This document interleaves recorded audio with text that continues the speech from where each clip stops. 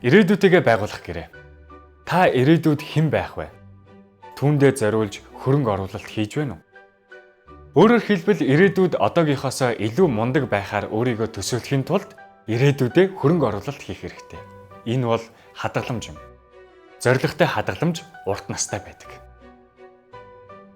Хадгалуулсан мөнгөө ажилласаа гарсан үедээ аль нэг орон руу аялахыг хүсэж байвал, эрүүл мэндийн асуудал тулгарвал, хүүхдийнхээ боловсролд зориулж автомашин худалдаж авахын тулд, орон сууц худалдаж авахын тулд хадгаламж нээлгэж болно.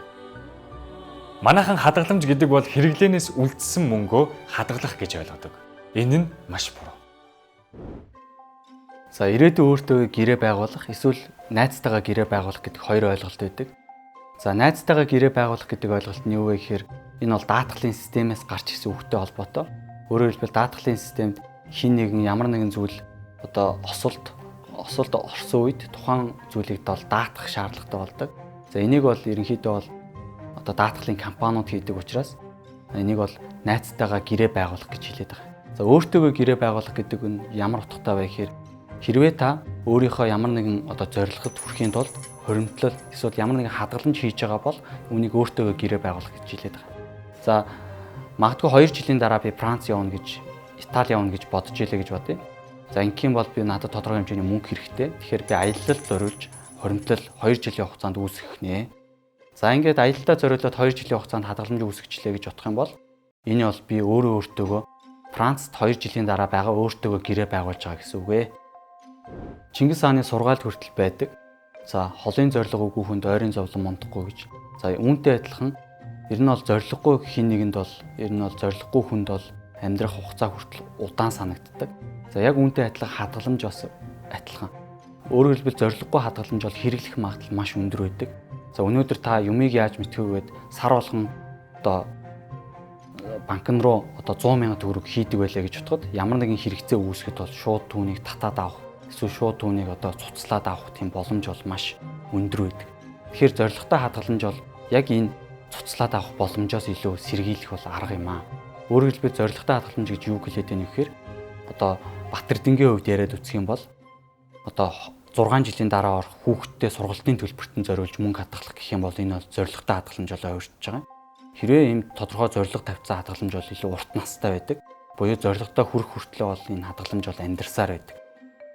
Банкны статистикийг аваа үзэх юм бол ер нь бол хугацаагүй хадгаламжийг аваа үзэхээр бол цуцлалт бол маш өндөртэй байдаг. Буюу хүмүүс бол маш дорн цуцлаа авчдаг. За хугацаатай хадгаламж бол хугацаатай гэдэг үүднээсээ цуцлагдах боломж нь бол бага байдаг. За эндээс хараа үзэх юм бол тодорхой аяллаа зорилготой ч юм уу те эсвэл өөрийнхөө боловсролд хөрөнгө оруулах зорилготой ч юм уу иймэрхүү хадгаламжууд бол ингээд илүү зорилготой гэдэг үүднээсээ сунгалт хийхдээ яваад идэг, ажиглагддаг. Гэтэл зүгээр тодорхой хэмжээгээр ямар нэгэн зорилго тавиагүй хугацаатай хадгалсан хадгаламжуудыг харахад бол жилийн дараа хугацаанд дуусаад сунгагдахгүйгээр авагдчихсан ийм кейсүүд бол их байдаг. Тэгэхээр манай ихэнх гэр бүлүүдийн алддаг зүйл юу гэхээр орлогынхоо яг хэдэн хувийг хадгалах ёстой вэ гэдэг дээр бол алддаг.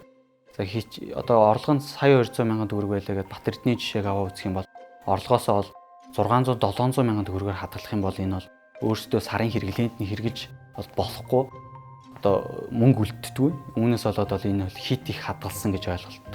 За дараагийн зүйл бол орлогынхоо ерөн хэд хувийн зохимжтой бэ гэдэг дээр бол олон улсын судалгаанууд дээр нэг орлогынхоо ядаж нэг 10-аас 15% бол хадгаламжинд хийх ёстой гэдэг. Энэ нь бол зүйтэй гэдэг дээр бол санал нийлдэг. Тэгэхээр Батэрдний хувьд бол 1.2 сая төгрөгийн орлоготой гэх юм бол ядаж орлогынхаа 10% гэх юм бол 120 мянган төгрөгийг сар болгон бол хадгалаад авах нь өөрт нь бол хэрэгтэй гэж үзэж байгаа. За тэгэхдээ 120 мянган төгрөгөө тодорхой хэмжээний зорилготой 50 мянган бол охиныхоо сургалтын төлбөр үлдсэн 70 мянган аяллаа зардал ч юм уу ийм байдлаар хадгалаа явал зорилготой хадгаламж маань илүү урт удаан наслаа явах боломжтой гэж харж байгаа. За тэгээд дараагийн нэг зүйл нь юу байдаг вэ гэхээр бид нар бол цалингаа авсныхаа дараа тодорхой хэмжээгээр үрээд үлдсэнийг хадгална гэж боддог. Ихэнх нь ч ингэж явдаг. Ер нь бол судалгаануудад туршилтаар судалгаа явуулахад юу гэж гарсан бэ гэхээр та өнөөдөр зарим гитгүүхээр зарим гитгүү жимс итгүүхээр бүгд зарим гиднэ гэж хариулдаг. Өөрөөр хэлбэл хүн ер нь бол маргааш турна, эсвэл маргааш хадгална, эсвэл маргааш тамхинаас гарна, эсвэл маргааш архинаас гарна гэж боддог. Гэхдээ өнөөдөр хизээж тэрийг хийдэг. За мэдээж хүний сэтгэл зүй юм байгаа учраас Америкийн банкуд яасан бэ гэхээр одоо маргааш хадгалъя гэдэг үрээтэй хадгаламжийн тийм хөтөлбөр хэрэгжүүлсэн байгаа. За маргааш хадгалъя гэдэг хадгаламжийн хөтөлбөр нь ямар учиртай вэ гэхээр та орлогоосоо одоо хэрэгэлчээд үлдснээ хадгалах биш, таны орлогоос бол ирээдүйн орлогоос ч юм бол ингээд тодорхой хэмжээр автоматар бол хадгалах одоо хадгаламжийн хэмжээгээр чинь татаж аавна. Та тэр хэмжээгээ бол өөрөө хилчих нь банкнаас автоматар бол таны орлогоос татаад авах боломжтой гэдэг. За Монголын хувьд ч гэсэн энэ нөхцөл байдал яг адилхан хэрэгжиж байгаа.